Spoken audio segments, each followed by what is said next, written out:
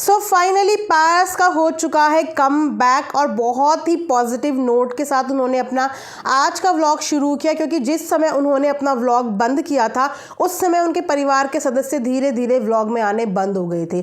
उन्होंने family vlogging से ही अपना व्लॉगिंग चैनल शुरू किया था, लेकिन धीरे धीरे जिस तरीके से फैमिली के सदस्यों को नेगेटिविटी मिलती गई उस तरीके से एक एक करके फैमिली के सब लोगों ने व्लॉग में आना बंद कर दिया, क्योंकि अपने लिए इतनी ज़्यादा नेगेटिविटी हो सकता है वो लोग हैंडल नहीं कर रहे होंगे। तो after a very long time Paras ने अपना पहला व्लॉग पोस्ट किया, लेकिन इस व्लॉग को पोस्ट करने से पहले पारस ने कल इंस्टाग्राम पे एक लाइव रखी थी। हो सकता है कि आप में से बहुत सारे लोगों ने वो लाइव ना अटेंड की हो, लेकिन उस लाइव में कम से कम 10 से 15 मिनट की वो लाइव थी और उस लाइव में पारस ने बहुत सारी ऐसी बातें बोली जो मैं आप सबको इस वीडियो में आज बताने वाली हूँ। तो पारस ने सबसे पहले शुरुआत की पॉजिटिविटी के साथ। उन्होंने बताया कि उनकी इस 7-8 महीने की जर्नी में कौन उनके साथ था और कौन उनके साथ नहीं था, किसने उन्हें धोखा दिया और किसने उनका बुरे वक्त में साथ छोड़ दिया।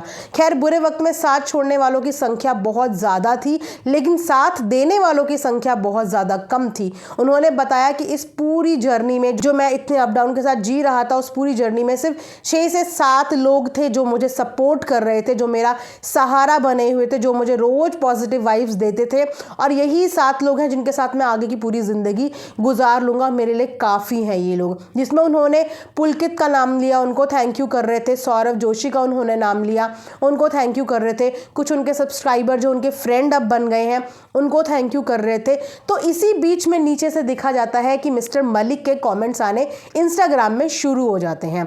एक भी नहीं, दो भी नहीं, 3-4 कमेंट्स उनके इंस्टाग्राम पे आते हैं। मैं यहाँ पे स्क्रीनशॉट लगा दूंगी, लेकिन उनकी एक भी बात का रिस्पॉन्ड नहीं करते हैं पारस। इनफैक्ट नीचे से जो सब्सक्राइबर्स हैं, जो फॉलोअर्स हैं, वो बोल भी रहे थे कि मलिक आ गए हैं, मलिक आ गए, आप उन्हें इग्नोर क्यों कर रहे हो। लेकिन पारस ने उनकी किसी भी चैट का, उनके किसी भी मैसेज का कोई भी जवाब नहीं दिया। इनफैक्ट मुझे लगता है कि मिस्टर मलिक ने ज्वाइन के लिए रिक्वेस्ट भी भेजी थी, लेकिन उस पर भी पारस ने बोला कि जिन लोगों ने इतने टाइम से मुझे हालचाल नहीं पूछा, जिनके लिए मैं जिंदा हूँ या मर गया हूँ ये तक खबर नहीं करी, आज वो लोग भी आ रहे हैं और वो लोग भी रिक्वेस्ट भेज रहे हैं ज्वाइन करने की। तो कहीं ना कहीं पारस का हो सकता है इशारा उन्हीं की तरफ हो, क्योंकि वहाँ पे वही एक ऐसे बंदे थे जिनको रिस्पॉन्ड नहीं कर रहे थे पारस। अब रीज़न बिहाइंड इन लोगों की क्यों ऐसी खटपट हो गई या क्या नाराज़गी आपस में हो गई, हो सकता है नाराज़गी का रीज़न ये भी रहा हो कि इस ड्यूरेशन में जो सपोर्ट मिला है वो मिला था इनकी वाइफ को, या एक्स वाइफ बोलेंगे अब हम, क्योंकि डाइवोर्स भी वो अनाउंस कर चुके हैं कि ऑफिशियली हम लोगों का डाइवोर्स हो चुका है। तो हो सकता है कि मिस्टर मलिक से नाराज़गी का रीज़न यही है कि उन्होंने इनकी एक्स वाइफ स्नेहा को काफ़ी सपोर्ट किया था।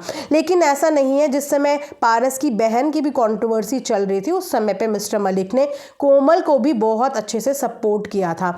लेकिन वहीं पे जब पारस और स्नेहा का रिश्ता टूटा उस समय पे उन्होंने स्नेहा को सपोर्ट किया। अब स्नेहा को सपोर्ट करने के पीछे उनका क्या रीज़न था, देखो ये अभी हमें नहीं पता। हो सकता है कि उनकी नज़रों में उन्हें विक्टिम ज़्यादा स्नेहा लग रही होगी, तो उस हिसाब से उन्होंने स्नेहा को सपोर्ट किया। वहीं पे इन अदर हैंड हो सकता है पारस की एक्सपेक्टेशन थी कि वो उनका सपोर्ट करेंगे, उनका साथ देंगे, लेकिन उन्होंने नहीं दिया। तो इसीलिए अब दोनों के बीच में बहुत ज़्यादा दूरियां बन गई हैं कि एक दूसरे से बात भी करना गवारा नहीं करते हैं एक दूसरे के साथ में। लेकिन फिर भी मुझे ऐसे अच्छा लगा कि अगर उन्होंने लाइव की थी तो सामने से मिस्टर मलिक ने आए, सामने से उन्होंने बातचीत की। वो चाहते तो नहीं भी लाइव अटेंड करते, क्या ही फ़र्क पड़ने वाला था। जब इतने टाइम से बातचीत नहीं करी तो अभी भी नहीं करते। बट मुझे लगता है कहीं ना कहीं उनको भी इस बात की खुशी है कि चलो बंदा वापस से रीस्टार्ट कर रहा है, कुछ शुरू कर रहा है, अपनी मेहनत पे कुछ नया करने की कोशिश कर रहा है। हो सकता है वो भी अपनी बेस्ट विशेस देने के लिए ही वहाँ पे आए हों, लेकिन दिल के बोलते हैं ना घाव इतने ज़्यादा गहरे हो चुके हैं पारस के, क्योंकि उन्होंने इस टाइम पे बहुत नेगेटिविटी का सामना भी किया और आई थिंक फाइनेंशियली, इमोशनली काफ़ी तरीके से वो टूट चुके थे। तो इस समय जो घाव उनके अंदर रह गए हैं वो हमेशा के लिए रह गए हैं, और मुझे लगता है कि वो आगे तक भी रहने वाले हैं। इसलिए वो अपनी चीज़ों को लेके बहुत क्लियर है कि मुझे अब किसी से कोई लेना देना नहीं है, और वो लोग मुड़ के वापस ना आए जिन्होंने इस टाइम पे मेरा साथ नहीं दिया, जिन्होंने मुझे पूछा नहीं, वो लोग वापस मुड़ के मेरी ज़िंदगी में ना आए। मैं जिनके साथ था, जिनके ने मेरा सपोर्ट किया, जो मेरे साथ थे, उनके साथ ही मैं अपनी आगे की ज़िंदगी गुजार लूँगा।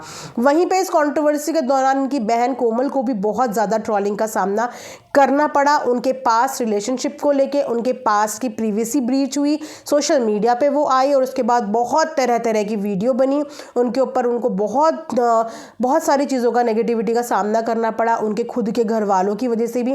तो उन चीज़ों पे भी पारस ने बोला कि मेरी सिस्टर के खिलाफ जितनी भी वीडियो बनी थी वो वीडियो हटा दी गई हैं और अपॉलॉजी वीडियो भी दी है। जो ये वीडियो बना रहे थे उनकी अपॉलॉजी वीडियो भी पड़ी हुई है और मतलब बैक एंड पे इतना टाइम से ये जो नेगेटिविटी जो फैल चुकी थी इनके अगेंस्ट उसको ही क्लियर करने में एक्चुअली लगे हुए थे और इसीलिए सोशल मीडिया से थोड़ा सा डिस्टेंस और थोड़ा सा ब्रेक बना लिया था। वहीं पे अगर बात करें आज के व्लॉग में, तो आज के व्लॉग में लोगों को इनका बेटा हृदय भी देखने को मिला जो कि बहुत खुश था और दिख रहा था कि वो अपने दादा से कितना ज़्यादा अटैच है, क्योंकि अक्सर जब पहले भी हमने व्लॉग में देखा है तो वो अपने दादू के साथ ज़्यादा दिखता है, मतलब दादा दादी का प्यार उसे भरपूर मिल रहा है और वो लोग उसे किसी चीज़ की कमी होने नहीं दे रहे हैं। लेकिन वहीं पर बात करें इनकी मदर की, तो मदर थोड़ा सा आज इमोशनल नजर आई।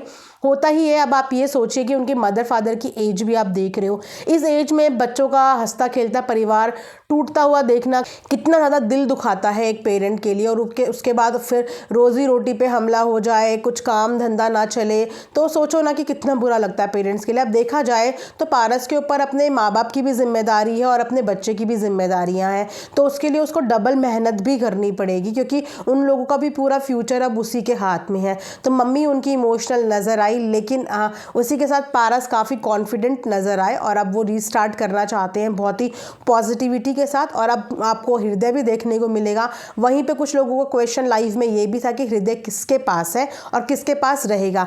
अभी हृदय अगर डाइवोर्स के बाद भी अपने पापा के पास है तो दैट मीन्स कि उनको पापा के पास ही रहने के ऑर्डर मिले हैं और हो सकता है कि हृदय अब अपने पापा के पास ही रहेगा, क्योंकि उन्होंने बोला है कि अब आपको व्लॉग में हृदय दिखेगा, उसकी शैतानियाँ दिखेगी।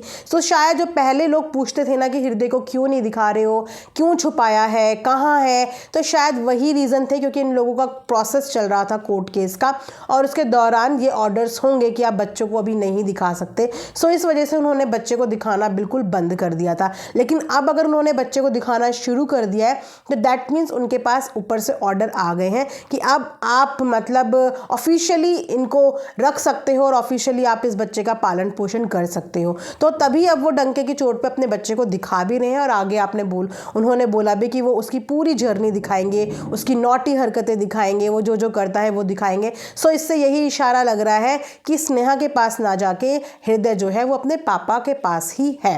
तो ये थी अभी तक की अपडेट। आप लोग ज़रूर कमेंट सेक्शन में बताना कि आज इतने समय के बाद हृदय को व्लॉग में देख के आप लोगों को कैसा लगा। वेल मैं कहूँ तो मुझे बहुत अच्छा लगा और एक सुकून भी लगा कि बच्चा बिल्कुल सेफ हैंड्स में है।